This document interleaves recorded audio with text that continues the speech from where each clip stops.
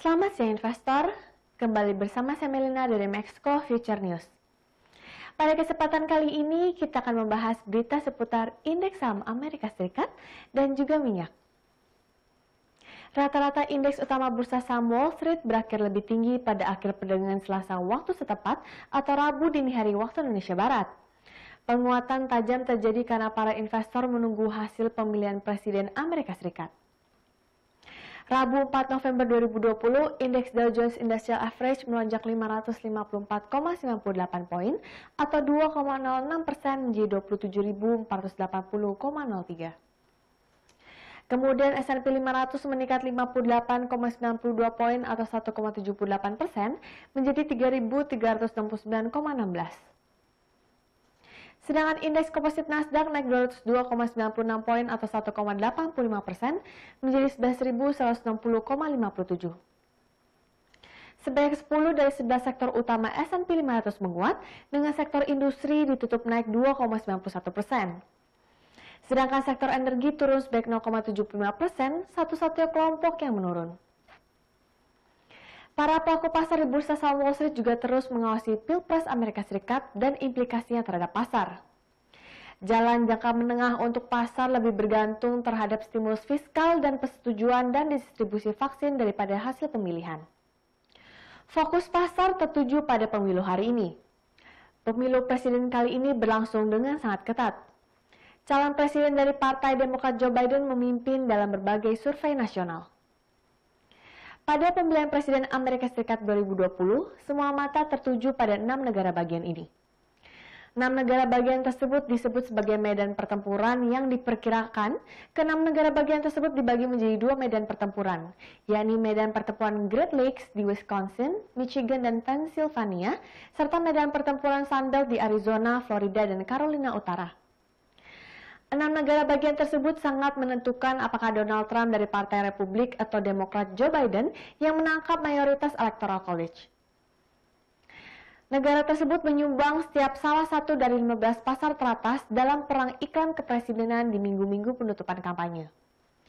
Ke-6 negara bagian tersebut adalah tempat Trump dan Biden melakukan kunjungan terakhir menjelang hari Selasa.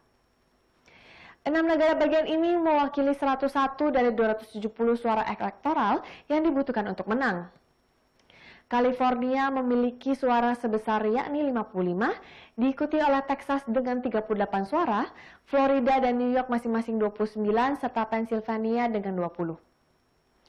Sebagaimana diketahui, calon presiden akan menang jika mampu merebut 270 suara dari total 538 suara. Pengumuman pemenang sendiri mungkin akan diketahui siang waktu Indonesia Barat. Seandainya Trump kembali memenangi pemilu kali ini, tentunya tidak akan ada perubahan signifikan dari kebijakan yang diterapkan saat ini. Perang dagang dengan China misalnya masih akan tetap berkobar. Kemudian dari segi perpajakan tentunya tidak akan berubah setelah dipangkas pada periode pemerintahan saat ini. Pengamat hubungan internasional dari Universitas Indonesia, Makmur Keliat, mengatakan meski tidak ada dampak langsung dari pemilu Amerika Serikat terhadap Indonesia, beliau memandang Indonesia akan diuntungkan jika tidak ada lagi perang dagang antara Amerika Serikat dengan China, seperti yang terjadi selama 4 tahun terakhir di bawah pemerintahan Trump. Sementara jika lawannya Joe Biden yang memenangi Pilpres, bisa dipastikan akan ada perubahan kebijakan. Perang dagang dengan China kemungkinan terhenti, sementara pajak kemungkinan akan dinaikkan.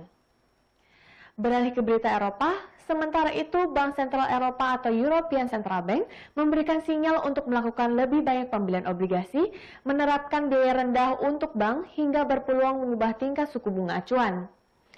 Upaya itu bisa dilakukan ECB guna mengantisipasi dampak buruk gelombang kedua COVID-19. ECB mengaku akan mempertimbangkan untuk menerapkan lebih baik stimulus moneter pada Desember 2020. Pengumuman itu menyusul keputusan di Prancis dan Jerman untuk memberlakukan lockdown nasional, sebuah tindakan signifikan yang menyebabkan kontraksi besar di ekonomi pada awal tahun ini dan mengancam tekanan ekonomi lebih lanjut. Presiden ECB Christine Lagarde mengirimkan pesan yang sangat jelas bahwa stimulus lebih lanjut akan diumumkan pada Desember dan akan ada paket tindakan ECB sudah meluncurkan program pembelian obligasi pemerintah baru dalam upaya meningkatkan ekonomi kawasan untuk menghadapi dampak buruk dari pandemi virus corona. Program pembelian darurat pandemi akan berlangsung setidaknya hingga Juni 2021 dan totalnya mencapai 1,35 triliun euro atau setara dengan 1,51 triliun US dollar. Sedangkan bursa saham Asia mayoritas dibuka menguat pada perdagangan Rabu 4 November 2020 seiring dengan kabar positif dari bursa saham acuan global. Tercatat indeks Nikkei Jepang meroket 1,31%, indeks Shanghai di China naik tipis 0,07%, dan indeks Singapura terapresiasi 0,9% dan Kospi Korea Selatan melesat 0,77%. Sementara itu, indeks Hang Seng di Hong Kong hari ini dibuka melemah 0,60%, sebelum kemudian Hang Seng menguat kembali 0,59% pada pukul 8.59 waktu Indonesia Barat. Investor juga akan memantau saham Alibaba yang terdaftar di Hong Kong pada hari Rabu setelah penawaran umum perdana Ant Group yang sangat diantisipasi di Shanghai dan Hong Kong ditangguhkan di tengah masalah peraturan. Alibaba memiliki sekitar 33% saham di Ant Group. Pada hari Senin, Bank Sentral Tiongkok dan regulator mengeluarkan rancangan aturan baru untuk pinjaman mikro online yang dapat mempengaruhi Ant Group. Ant Group ingin menghimpun dana di bawah 34,5 miliar US dollar melalui IPO yang disebut terbesar di dunia dengan pencatatan ganda di Shanghai dan Hong Kong yang awalnya direncanakan pada hari Kamis.